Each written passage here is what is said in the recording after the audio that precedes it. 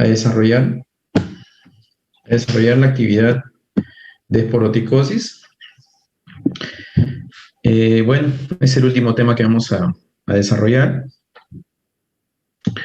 Esta es una patología que no es muy frecuente, pero es importante que ustedes tengan conocimiento respecto a este cuadro. Entonces, primero vamos a ubicarnos podríamos decir, en el mundo de las micosis, tanto micosis superficiales como micosis profundas, y hay una clasificación en donde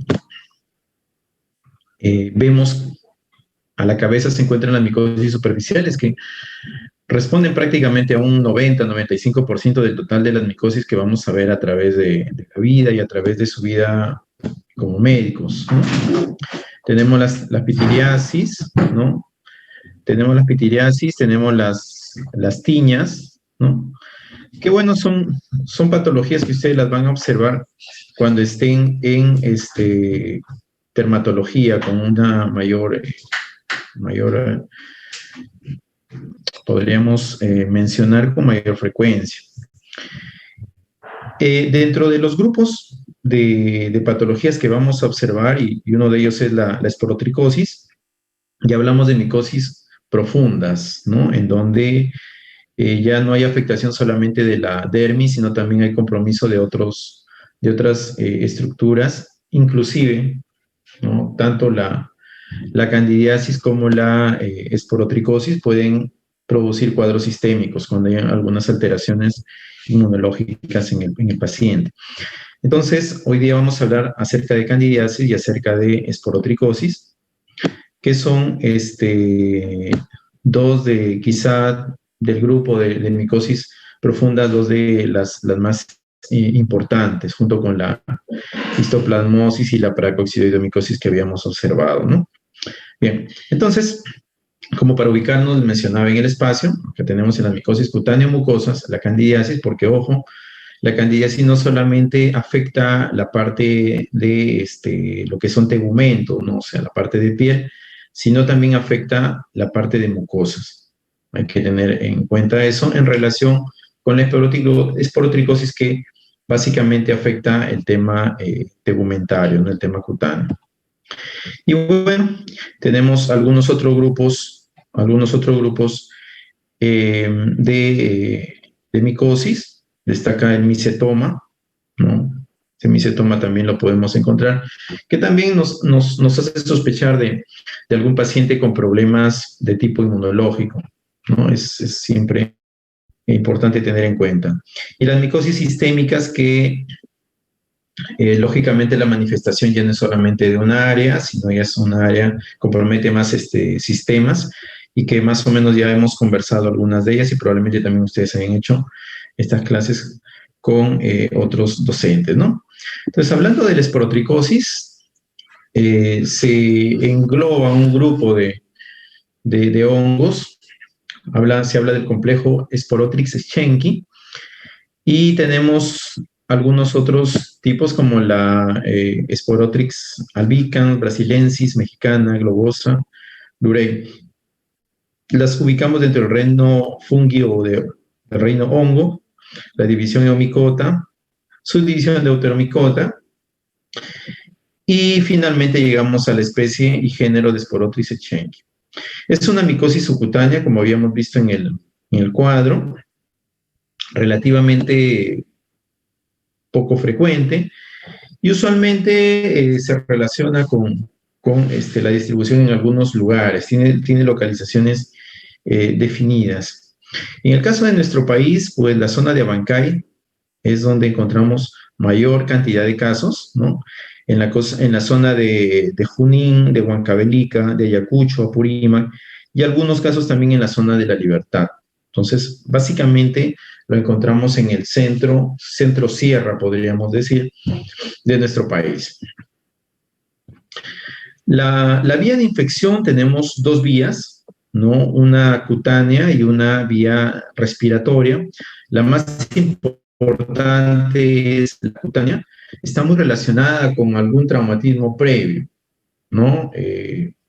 personas que laboran en contacto con sustancias o en contacto con agua, ¿no? El caso de gente que manipula esta planta junco que crece en el agua, o gente que trabaja en lo que es el negocio de flores, cortar flores, se expone mucho a espinas, astillas.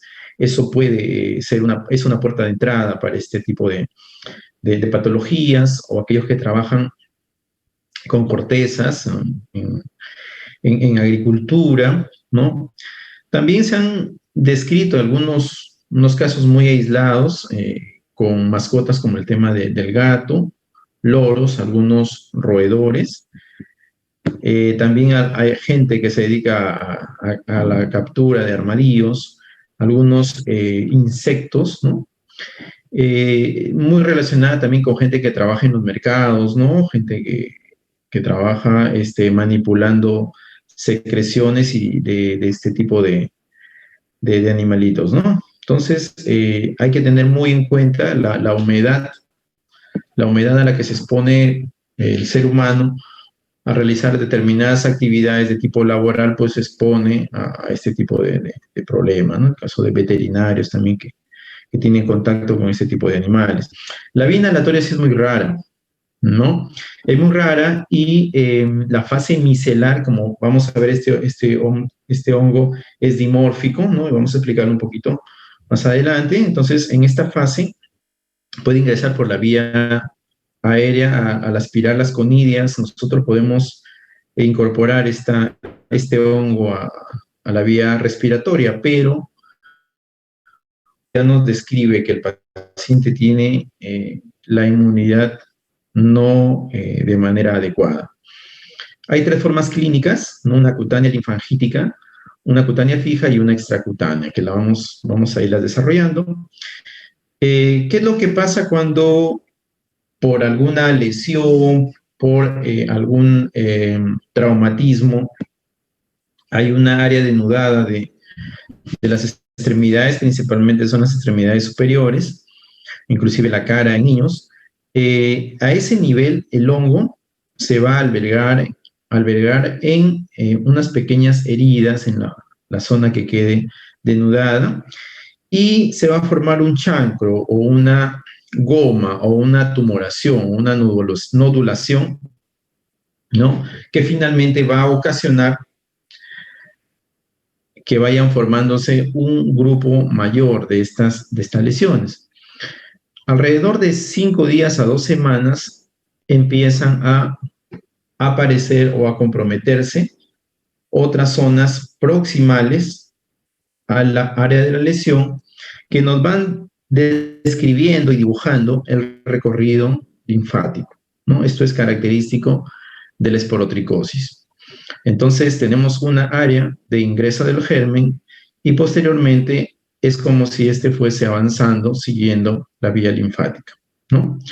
Ahora, otro dato importante de este cuadro es la cronicidad, como lo hemos visto en el resto de infecciones micóticas, ¿no? Son lesiones de evolución larga, de evolución prolongada. Entonces eso nos hace sospechar en que algo más puede estar pasando en esa lesión, ¿no? Entonces, la forma cutánea linfangítica es una de las más frecuentes.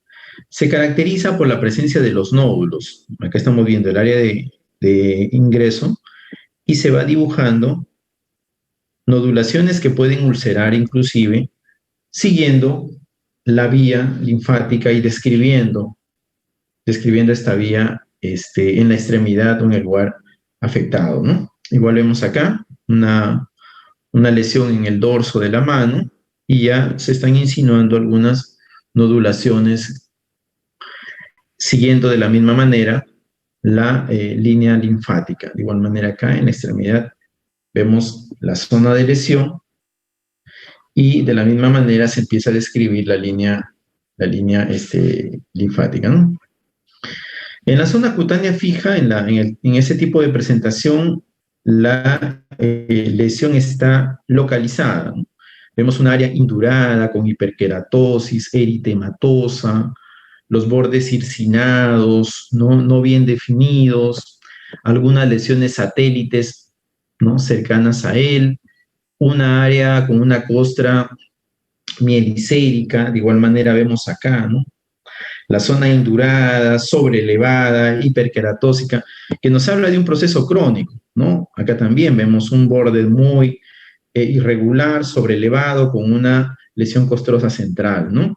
Entonces, estas lesiones nos hablan ya de procesos no agudos, sino procesos que están tendiendo a cronificarse, ¿no? Y ya desde ahí más o menos nos hacemos nos hacemos una idea de qué puede estar pasando con el paciente. Y tenemos la forma cutánea fija, ¿no? En donde, de igual manera, es una lesión sobrelevada con los bordes escamosos, ¿no? Bordes sobrelevados. Hay localizaciones también en la zona de los párpados. Y la característica de la lesión nos hace sospechar. Ahora, hay áreas, y por decir, estamos en zonas donde hay leishmania. La leishmania también nos da una lesión muy parecida, inclusive la tuberculosis cutánea también nos puede dar lesiones de este tipo y otros tipos de micosis también, ¿no? Entonces, lesiones de este tipo ya nos hacen pensar en procesos de tipo crónico. De igual manera, en niños vemos una forma cutánea fija con lesiones también de características no agudas, ¿no? Que pueden infectarse, ¿no? Acá vemos, hay una secreción purulenta en esta lesión, con una área relativamente eritematosa, de igual manera que en el niño, ¿no? Entonces, son lesiones, como les digo, que aparte de la observación, es importante preguntar al familiar o al paciente cuánto tiempo de evolución tiene, y probablemente la respuesta va a ser que no es una lesión aguda, ¿no? En las formas extracutáneas tenemos esta mano con cierto grado de deformidad, en donde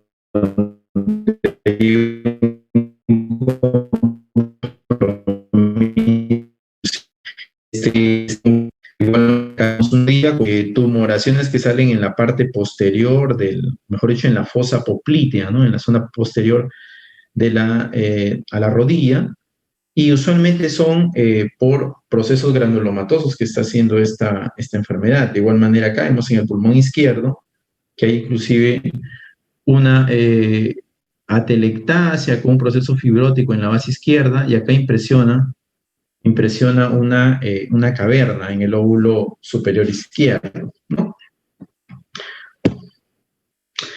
En cuanto al diagnóstico, tenemos exámenes directos y exámenes serológicos o indirectos.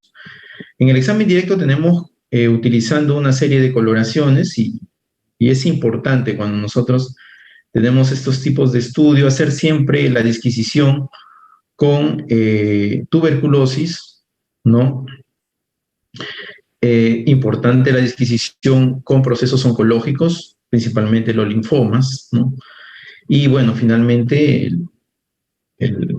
las micosis profundas o micosis de evolución prolongada.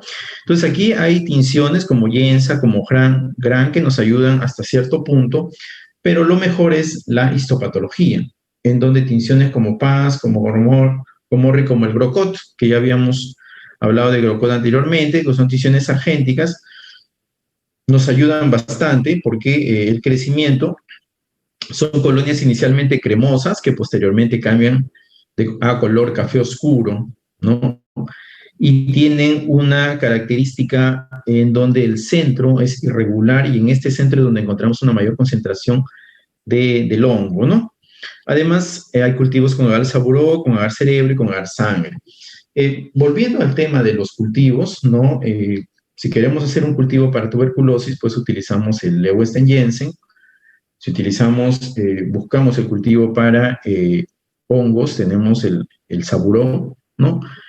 Y para el tema de linfomas, pues básicamente nos ayuda la histopatología, ¿no? El estudio anatomopatológico de la pieza obtenida nos va a dar datos en el caso de que las pruebas iniciales hayan salido negativas, ¿no? Entonces, esas 3 pruebas es importante hacerlas cuando tenemos una sospecha de un problema granulomatoso o un problema linfangítico de evolución crónica, ¿no? En cuanto a los test indirectos, bueno, el test cutáneo de esporotricina nos ayuda también para el diagnóstico y algunos estudios inmunológicos. Acá nos hacen una diferenciación entre 2 pacientes, ¿no? Un paciente con un sistema inmunológico que está funcionante, que está inmunológicamente competente, ¿no? Y en el otro extremo está aquel en donde el sistema inmunológico está inmunodeficiente por una serie de motivos, ¿no? Puede ser un paciente con enfermedades crónicas, puede ser un paciente que utiliza algún tipo de corticoide o algún inmunosupresor. Entonces, ambos sistemas inmunológicos están distantes uno a otro, ¿no? En el primer caso tenemos que la forma clínica de manifestación va a ser la cutánea linfangítica o fija. O sea, nuestro sistema inmunológico logra frenar este proceso infeccioso. En el siguiente caso, en donde hay una alteración inmunológica, vemos que ya los cuadros se comportan de manera sistémica o diseminada. ¿No? Hay compromiso óseo, hay compromiso pulmonar, hay compromiso inclusive hepático, renal, en fin, hay un proceso diseminado. Para realizar el aislamiento del hongo, es un poco difícil realizarlo en esta presentación, en donde nuestro sistema inmunológico está aceptable. Sin embargo, en el otro caso, es fácil encontrarlos. Encontramos la formación de granulomas supurativos, ¿no? Granulomas que tienden a liberar secreciones. La prueba de esporotricina va a salir positivo, lo que no va a ocurrir en el caso de que haya una hipoalergia o una alergia, porque lógicamente nuestro sistema inmune no va a permitir, ¿no?, la reacción natural que se produce cuando este sistema está funcionando bien. Entonces, la prueba va a salirnos negativa y no va a complicar la vida más. El pronóstico es bueno, la resistencia también es relativamente alta, regresiona espontáneamente en muchos de los casos, ¿no? Y el tratamiento es bastante bueno, lo que se contrapone a lo que pasa en el otro grupo de pacientes. Entonces, más o menos también con este cuadro tenemos la idea de si hay un paciente con un compromiso sistémico, de hecho que estamos ante una situación de hipoergia, o en todo caso anergia, y investigar algunas otras posibilidades como causantes de que esto esté produciendo una complicación del cuadro micótico, ¿no? Aquí vemos la forma de las colonias en agar saburó, como lo mencionaba, son cremosas inicialmente, ¿no? Mientras que en la forma de las hifas y los conidios tienen la de durando en floración o la de margaritas, ¿no? Vemos aquí la flor aparente, la hifa es prácticamente el tallo, y sale en ángulo de 90 grados del tronco general, podríamos decir, de las hifas, ¿no? Entonces, esta forma es muy característica del esporotricosis. Y acá las formas de presentación, ¿no?, en el ambiente. Por un lado tenemos la forma filamentosa, que es la forma infectante, es la forma resistente al medio ambiente, ¿no?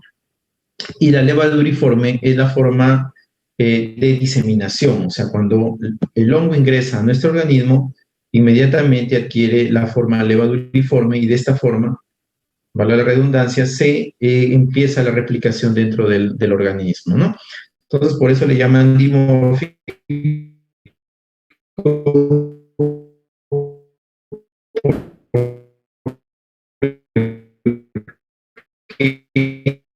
¿no? Acá observamos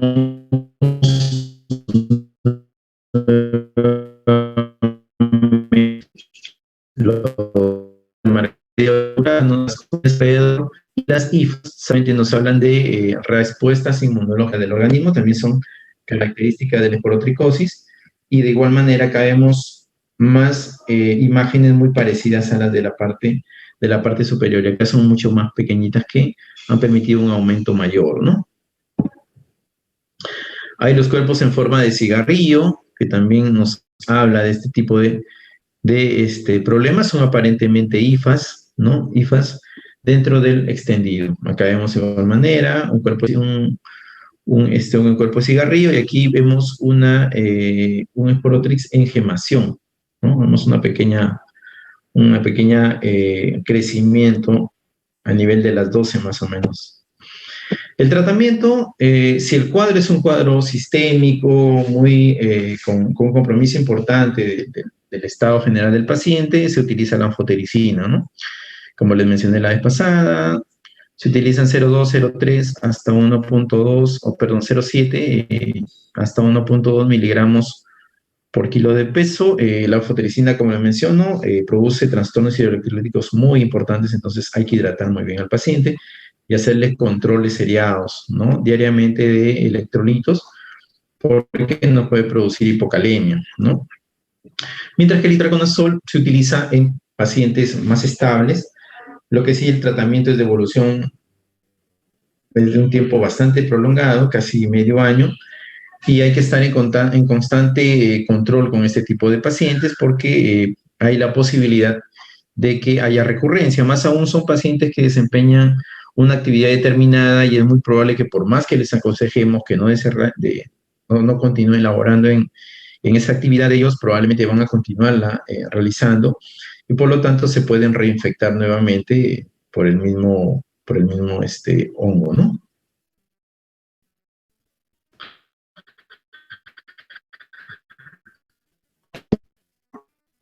Que, bueno, si todos hemos visto pacientes con candidiasis, ¿no? Como les dije, es una micosis mucocutánea, eso hay que tenerlo muy claro, porque cuando lleven ginecología también van a ver las candidiasis de tipo vaginal, y esa es una de las expresiones, podríamos decir, mucosas. Y bueno, en pacientes con VIH también es muy frecuente encontrar las candidiasis orales o orofaringeas, inclusive esofágicas, que es otra de las presentaciones de las candidiasis de tipo mucoso, ¿no? Entonces, la etiología pertenecen al dominio de Eurocayota, al filum Ascomyceta, la clase Saccharomyces, el orden Saccharomycetae, la familia Saccharomycetae y el género Candida y la especie albicans, ¿no? Aquí vemos varias conidias con sus hifas, que tienen una distribución muy diferente a la que habíamos visto en el caso del Sporotis echengi, ¿no? Y bueno, acá vemos la distribución de sus paredes, un corte de la pared de la cándida, donde tenemos dos capas de manoproteínas y alfa-glucano y beta-glucantina, que le da bastante resistencia a esta membrana celular, ¿no? Luego de que alguna sustancia intente ingresar hacia la membrana citoplasmática, ¿no? Entonces es importante destacar esa pared tan bien protegida que podríamos mencionar. Utilizan blastosporas y clamidosporas para su replicación, insertadas sobre una hifa o una pseudohifa, ¿no? Ahora, la etiología, tenemos que estas levaduras pueden llegar hasta tener 4 a 6 micras, se van a reproducir por gemación, y como habíamos observado, hay hifas, pseudohifas, hay levaduras, ¿no? Es un patógeno oportunista, eso sí también hay que tener muy claro. Cuando encontramos un paciente que tenga alguna infección por hongos de este tipo, tenemos que sospechar de que el paciente está presentando algún compromiso de su inmunidad, ¿no? Y hay que buscar la explicación a esto, ¿no? Para aislarlo no requiere un medio especial, ¿no? Basta con un KOH al 10%, puede utilizarse tinción con calcoflúor y algunos cultivos en el caso de que tengamos el cuadro un poco dudoso, ¿no? Si le hacemos una tinción gram, vamos vamos a encontrar un gram positivo, ¿no? Y eso nos orienta a pensar en cándida. Las especies más comunes son la Candida albicans y la glabrata, y también el Aparasilopsis. Dentro del resto del grupo de especies de cándida, que llegan a ser poco más de 150, por lo tanto, al ser un número tan grande, inclusive los han catalogado como Candida albicans, las que son más frecuentes, y las no albicans, que engloban a un número muy importante de otro tipo de hongos. Sin embargo, habría que enfocarnos a las cándidas del primer recuadro, ¿no? Epidemiológicamente, hay que tener en cuenta primero de que la Candida albicans, como les mencionaba, corresponde al 50%, y quizás hasta un poquito más, podríamos decir. Y de ahí tenemos, bueno, la Candida tropicalis y la Parapsilosis. Además, estos dos tipos de Candida, la glabrata y la crusei, tienen la particularidad que son resistentes a los azoles. Entonces ya hay que utilizar caspofungina, o utilizar en todo caso anfotericina B, ¿no? Como para tener en cuenta al momento de que tengamos un paciente muy sospechoso de Candida y no responda al tratamiento con azoles, ¿no?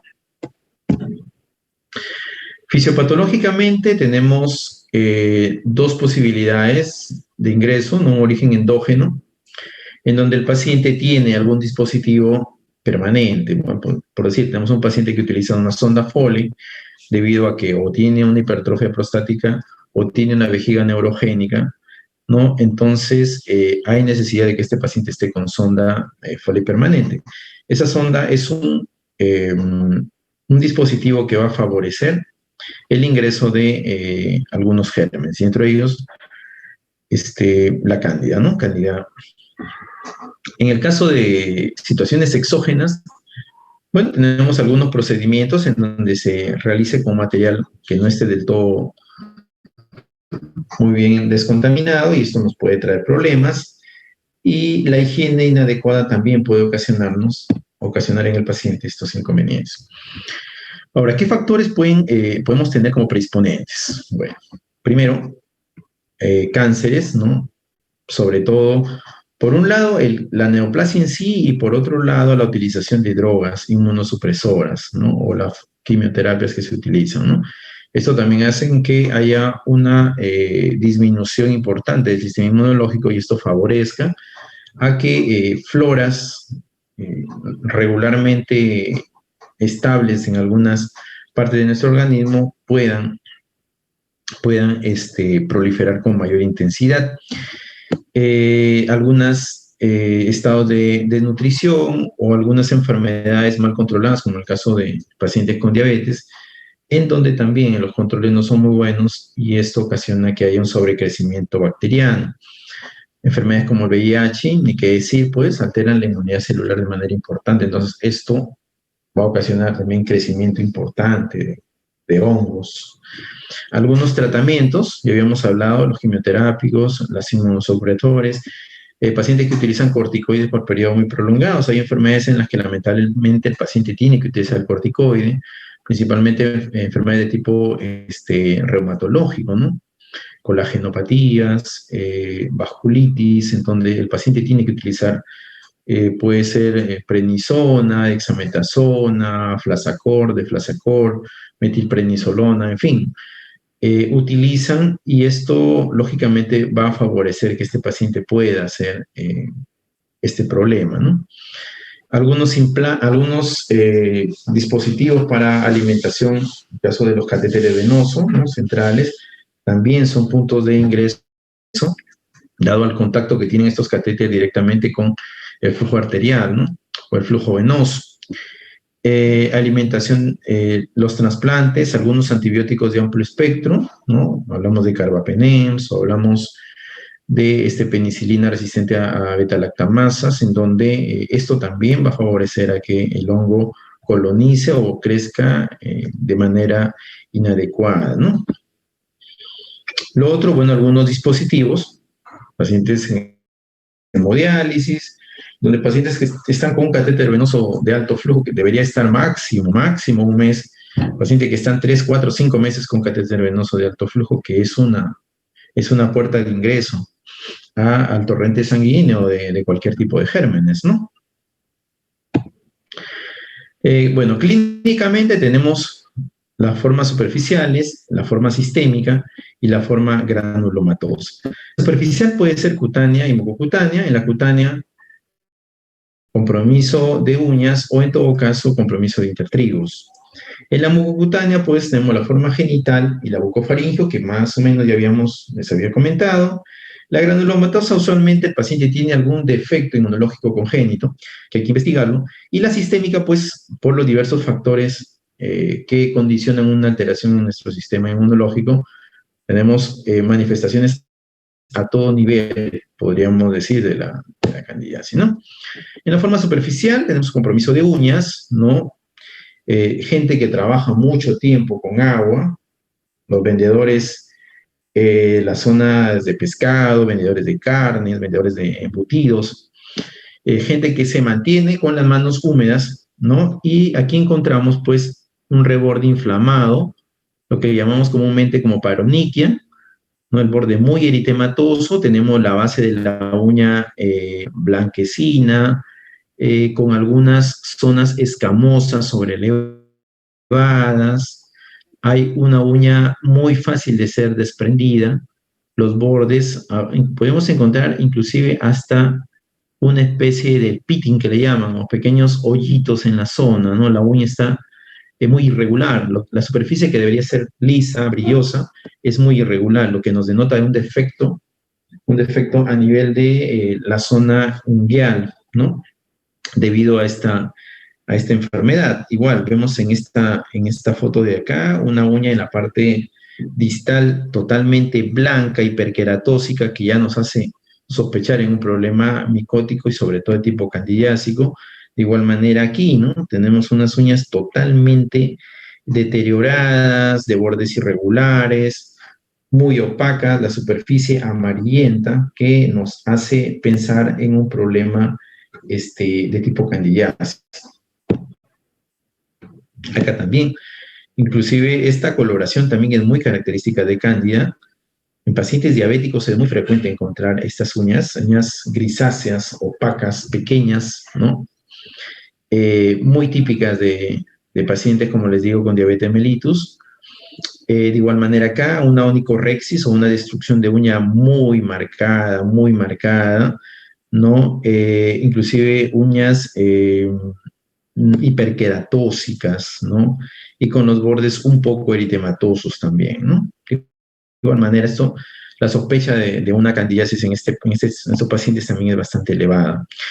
En la zona intertriginosa, de igual manera, vemos que hay un compromiso importante de los intertrigos. Acá vemos la zona inguinoescrotal, acá vemos la zona submamaria, ¿no? Los intertrigos, la dermatitis del pañal, ¿no? Pero acá hay que tener en cuenta que cuando vemos un problema micótico, siempre hay las famosas lesiones satélites, ¿no? Que ustedes están observando acá, ¿no? Esas lesiones satélites ya nos hacen sospechar, acá también vemos como pápulas, ¿no? Que están sobrelevadas, muy proximales a la zona eritematosa importante del intertrigo. Estas lesiones satélites nos hacen ya sospechar en un problema micótico, ¿no? Igualmente aquí en la zona genital de este pequeñito, ¿no? Entonces, a tener cuidado en esto, hay las formas mucocutáneas, vemos la candidiasis orofaringea, ¿no? La lengua tiene una placa cremosa de difícil movilización, ¿no? Es podríamos decir, una pseudomembrana que se forma, ¿no? De igual manera, las zonas angulares también hay lesiones costrosas. Acá vemos el canto del lado derecho de la boca. En el paladar duro, si bien es cierto, no se forman lesiones blanquecinas, como lo que había mencionado, pero sí hay unas zonas eritematosas como la que estamos viendo acá, que también nos hace sospechar de cándida. Y en la zona genital, una secreción cremosa, ¿no? Cremosa. Esta es la zona pene también, en la cabeza de pene, el cuello. En la zona, en el surco balano prepucial, también tenemos una secreción cremosa, fácil de ser desprendida, en donde también esto nos denota un problema candidiásico a ese nivel, ¿no? Y esta es la forma granulosa que cuando tenemos pacientes de estas características, aquí lesiones costrosas prácticamente en toda la cara, parece un antifaz que tuviera este niño, nos hablan de un problema inmunológico de tipo congénito, que habría que investigarlo, ¿no? Acá vemos formas sistémicas en donde este paciente tiene un compromiso hepático con múltiples zonas micóticas, además compromiso renal bilateral, vemos los dos riñoncitos están comprometidos. A nivel cardíaco, aunque no se ve bien, este es un ecocardio, acá este paciente lo evaluaron por una endocarditis, ¿no? Que finalmente se encontró de que la endocarditis era producida por una candidiasis de tipo sistémico.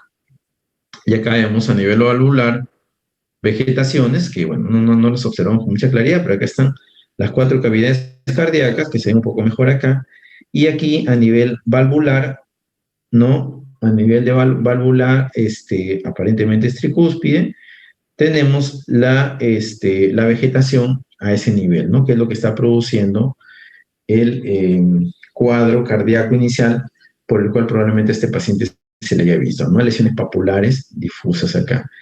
Y lo mismo aquí, ¿no? Aquí aparentemente una lesión a nivel ocular. Entonces, esta es una candidiasis de tipo sistémico. Este niño tiene un problema inmunológico definitivamente. Ahora, ¿qué exámenes auxiliares solicitamos? Bueno, de igual manera tenemos los exámenes directos que no tienen un rendimiento muy alto, pero en secreciones podríamos tener un mayor rendimiento de los mismos. El cultivo, el agar-saburó, que habíamos conversado, algunos cultivos cromogénicos, como lo que estamos viendo acá, en donde los colores nos permiten definir qué tipo de cándida es el que estamos buscando y el que estamos identificando, ¿no? Tenemos la cándida albicans, la tropicalis, la glabrata, la dublinencia y la cruce, con colores diferentes, ¿no? En la parte inmunológica tenemos anticuerpos manano, que podemos emplearlos también. Y en la parte histológica, pues, algunas tinciones como hematoxilina eosina, PAS, PAP, o tinciones argénticas que ya habíamos conversado anteriormente.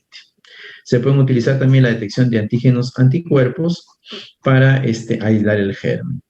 Entonces, la parte clínica es muy importante en estos pacientes, ¿no? Porque como les decía, la cándida es quizá lo más frecuente que vamos a ver, y sobre todo a nivel intrahospitalario, que es donde se utiliza una gran cantidad de medicamentos, pacientes que están con antibióticos y con un estado de inmunosupresión importante, ¿no? En el diagnóstico, bueno, aquí tenemos en el estudio a 1000X de el microscopio. Observamos acá las hifas de cándida y la zona de ubicación de las cándidas. De igual manera, acá vemos cándidas con sus hifas correspondientes. La distribución, si se dan cuenta, es muy diferente a la distribución del Sporoticus exchange, ¿no? De igual manera acá, ¿no? Vemos los micelos, los pseudomicelos, ¿no? Las levaduras, y de igual manera acá una gran cantidad que es la resolución es mucho más pequeña o más de tamaño menor al que se ha dado en las resoluciones de estos dos imágenes de la parte superior, ¿no? Igual vemos las levaduras y los micelos con las cándidas. Ahora, en estos pacientes en donde principalmente a nivel hospitalario encontramos sospecha importante de candidiasis, hay un índice que se utiliza, que es el índice de colonización, en donde se le hace pancultivos, ¿no? De todas las zonas posibles, y y se considera como positivo cuando la mitad de estos pacientes, o mejor dicho, la mitad de estos cultivos de los pacientes resultan dando positivo para cándida. Entonces, en ese caso, la sensibilidad puede llegar hasta un 72 a 100% de considerar que es un paciente con una candidiasis sistémica, ¿no? Y hay un score cándida que eh, ta- también nos ayuda a establecer mejor dicho, a integrar estos planteamientos donde utiliza un punto de corte de 3. Aquí, bueno, tenemos pacientes que ingresan a UCI, ¿no? Que tienen por un antecedente quirúrgico, o que utilizan nutrición parenteral, o que tienen signos de sepsis grave, o que hay una colonización de varios focos. Para esto se utiliza el score anterior, en donde si tenemos un score positivo también va a reforzar la posibilidad, y tomamos los puntajes, un punto para cada uno, excepto de la sepsis grave, en el cual se consideran 2 puntos, y de estar por encima de 3 los resultados, prácticamente lo consideraríamos como una candidiasis invasiva, ¿no? El tratamiento es muy parecido también, se utiliza soles, aflotericina y equinocandinas, como la catofungina, ¿no? Si estamos con un paciente con candidiasis oral, utilizamos fluconazol, ¿no? Presentaciones son usualmente de 150, también tenemos presentaciones de 200 miligramos, una vez por semana, ¿no? Por una semana, perdón, ¿no? Mejor dicho, 7 días de tratamiento. En la candidiasis esofágica utilizamos el tratamiento ya por 2 semanas, y si tenemos un paciente en donde los hemocultivos nos han salido positivos para candidiasis, y el tratamiento es mucho mayor. Y acá el punto de corte del tratamiento va a ser tener control negativo. Si tenemos 1, 2, 3 meses de tratamiento con este paciente y al cabo de 3 meses, por decir, obtenemos un resultado negativo, prolongamos 2 semanas más el tratamiento para estar completamente seguros de que este cuadro no va a volver a comprometer a nuestro paciente, ¿no? Si es un paciente con problema óseo, por el mismo motivo, bueno, puede prolongarse el tratamiento hasta 1 año. Y en pacientes con compromiso cardíaco, aparte del tratamiento antimicótico, debe recibir una terapia de recambio valvular, dependiendo del tipo de válvula que sea la afectada, lógicamente, ¿no?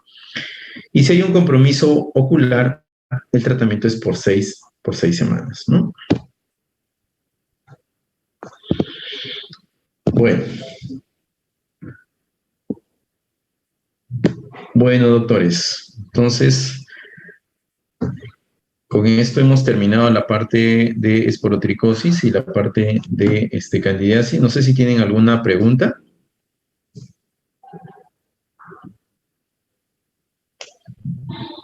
Doctor, es una pregunta. Con respecto a la candidiasis genital, ¿cuál sería el tratamiento?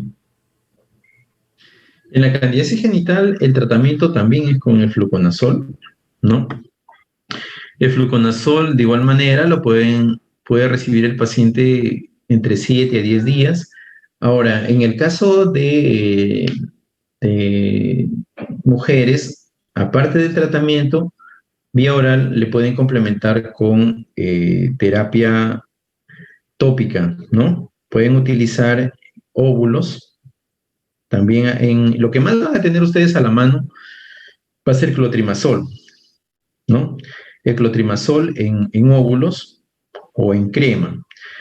Lo ideal es que utilicen en óvulos, porque lógicamente el problema es más que todo a nivel cervical y vaginal.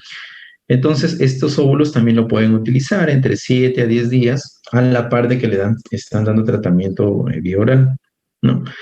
Y si hay mucha irritación en la parte externa, también podrían utilizar el clotrimazol en crema, porque la crema es básicamente para aplicar en la parte externa, mientras que los óvulos son para colocarlos dentro de la vagina, ¿no?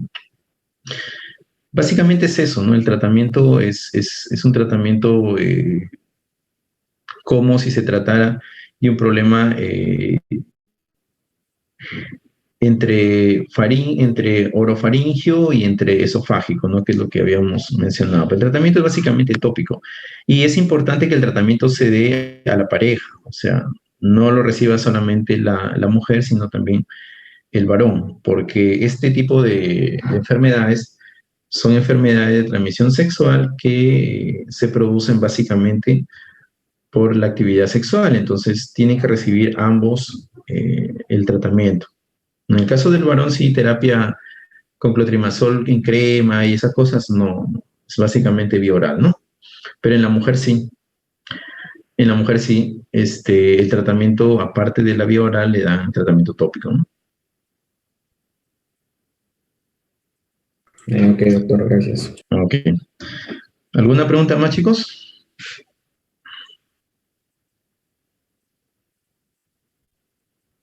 Ya creo que están con apetito. Bueno, entonces, si no hay más preguntas, solamente nuevamente algunas cositas como para que queden fijas, ¿no? En el caso de la esporotricosis, es una micosis profunda, ¿no? De compromiso básicamente subcutáneo. No hay compromiso mucoso en esporotricosis. Y candidiasis sí, candidiasis es mucocutánea, ¿no? Ahora, cuando estas enfermedades ustedes las detecten en algún paciente, siempre echen cuenta de cómo está su sistema inmunológico. A la cabeza hay que verificar VIH, si es que ya ustedes han descartado de que es un paciente que no es trasplantado, no está en terapia con corticoides, con inmunosupresores o con antibióticos por periodos prolongados, porque hay pacientes que reciben terapias antibióticas por periodos prolongados, ¿no? Si es que no hay un motivo externo que esté alterando su sistema inmune, quiere decir que puede que haya en el paciente algo que está alterando su sistema inmunológico, pero no dependiente de lo que está recibiendo, sino de su mismo sistema, ¿no? De algún problema en su sistema inmunológico, algún problema primario. Entonces, a la cabeza de esos tenemos el VIH. ¿No? El VIH, siempre que tengamos pacientes con enfermedades que evolucionen de una manera un poco extraña, siempre hay que sospechar en esa posibilidad, ¿no? Y si no, pues ya ver algún problema oncológico que también podría estarle produciendo este tipo de afectación. Y en nuestras zonas, en nuestro país, pues la tuberculosis también investigarla, porque cualquiera de las micosis que hemos visto, fácilmente una tuberculosis puede dar lesiones inicialmente muy parecidas, ¿no? Lesiones, la tuberculosis cutánea o inclusive la tuberculosis de tipo linfática también puede producir ese aumento de tamaño de los ganglios y finalmente fistulizar esos ganglios hacia el exterior, ¿no? Entonces siempre tengan en cuenta tanto la tuberculosis como problemas de tipo oncológico cuando el paciente, lógicamente habiendo hablado ya de VIH, ¿no? Cuando tengan pacientes con presentaciones de micosis, pero de conducta muy agresiva, ¿no? Ahí ya no se está hablando de que algo en nuestro sistema o en el sistema inmunológico del paciente no está funcionando de manera adecuada y hay que investigarlo, ¿no? Muy bien. Entonces con esto creo que